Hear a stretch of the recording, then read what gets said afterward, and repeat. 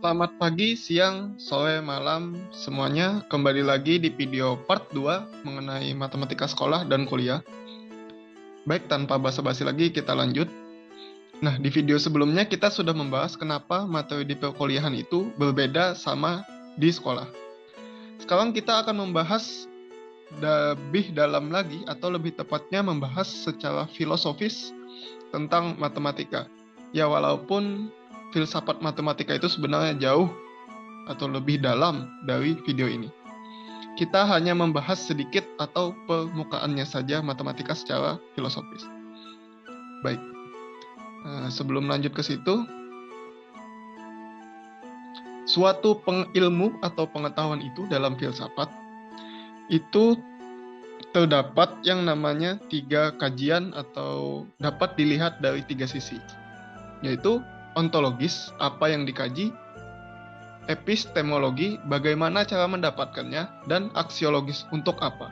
Kalau kalian nggak hafal ya istilah-istilahnya ini, tinggal kalian ingatin aja yang ini. Kadang kita lebih mudah menghafal yang ini. Apa yang dikaji, bagaimana, dan untuk apa ilmu itu. Sekarang kita nanti akan bahas matematika itu apa yang dikaji, bagaimana mendapatkannya, untuk apa. Nanti kita juga bahas, kan tadi video ini kan tentang sekolah dan matematika sekolah dan kuliah. Nah, jadi kita akan juga membahas apa yang dikaji sih di Unwheel itu. Nah, bagaimana mendapatkan pengetahuan-pengetahuan di Unwheel itu. Nah, seperti itu juga. Kita akan membahas matematika secara ontologis itu, apa yang dikaji itu seperti apa. Nah,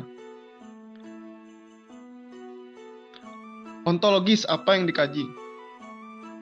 Matematika itu mempelajari atau membahas semua objek yang nyata maupun abstrak ya.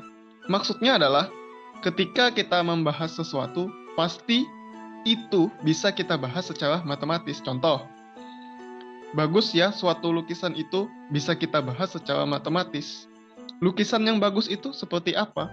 Kita bisa tetapkan indikator-indikatornya sehingga tulisan yang bagus itu terdefinisi seperti apa. Nah, jadi maksudnya itu ketika suatu lukisan itu dikatakan bagus apa enggak dalam perlombaan, itu ada indikator-indikatornya itu. Nah, itu yang namanya kita bahas atau objek-objek matematis. Nah, itu objek yang nyata aja. Bagaimana kalau objek yang mungkin tidak terlihat gitu.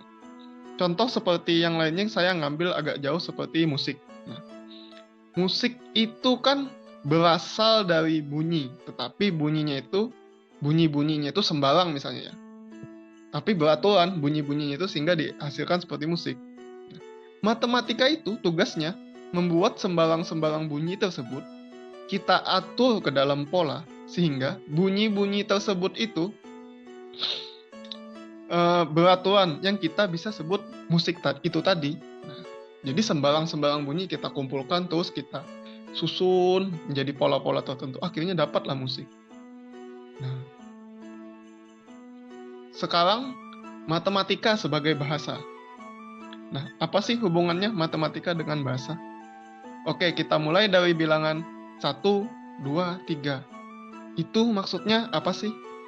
Bilangan 1, 2, 3 itu sebenarnya apa? Kadang kita hal-hal yang kayak gini lupa ya, apa yang telah kita pelajari di SD. Bilangan itu kan merepresentasikan suatu objek, ya kan? Misalnya contoh 1 apel, 1 mangga. Berarti itu jumlahnya itu, apel itu 1, jumlahnya itu, mangganya itu 1. Nah, atau misalnya panjang papan itu 3 meter, kayak gitu. Atau kayak lukisan tadi itu, dari lukisan yang kita bahas sebelumnya, dari indikator-indikator itu diperoleh 9, kayak gitu. Nah, berarti nilai dari keindahan lukisan itu adalah 9. Nah, kadang hal-hal yang kecil seperti ini kayak bilangan itu kadang kita lupa, kita lebih fokus hal-hal yang kayak integral, tapi kita hal-hal yang sederhana ini lupa gitu. Padahal matematika itu juga sebagai bahasa. Terus yang ketiga adalah matematika itu deduktif. Matematika itu adalah ilmu deduktif, maksudnya gimana? Jadi aturan-aturan seperti definisi dan aksioma yang kita pelajari biasanya ya. Definisi aksioma itu diperoleh dari mana? Yaitu dari objek objek yang kita pelajari, misalnya segitiga, bentuk dari suatu itu segitiga. Nah, itu diperoleh nanti definisi sama aksioma. Jadi semua objek-objek itu nanti kita analisis secara deduktif. Aturan-aturan yang telah kita tetapkan, yaitu definisi teorema, itu nanti kita pegang, mendapat pengetahuan yang baru lagi, yaitu biasa kita sebut teorema. Jadi definisi atau aksioma itu adalah premis-premis yang kebenarannya sebenarnya itu telah ditentukan. Jadi kita bahas tuh sampai dapat teorema, nanti dapat teorema lagi, akhirnya tersusunlah sistem-sistem atau ilmu-ilmu yang sangat indah gitu ya nanti. Nah, oke. Nanti yang deduktif ini kita akan bahas lebih lanjut ke tadi ya, bagaimana cara mendapatkannya atau di bagian epistemologi. Terus yang ketiga, matematika itu memperjelas. Maksudnya itu kayak gimana? Misal, di suatu kelas 10A nilai bahasa Inggrisnya si A itu 70, si B 71. Terus sampai si Z berapa gitu. Terus kelas 10B nilai bahasa Inggrisnya si apa ya? Si Asep misalnya 90, si Budi 93. Terus sampai si JJ gitu. Berapa nilainya gitu ya.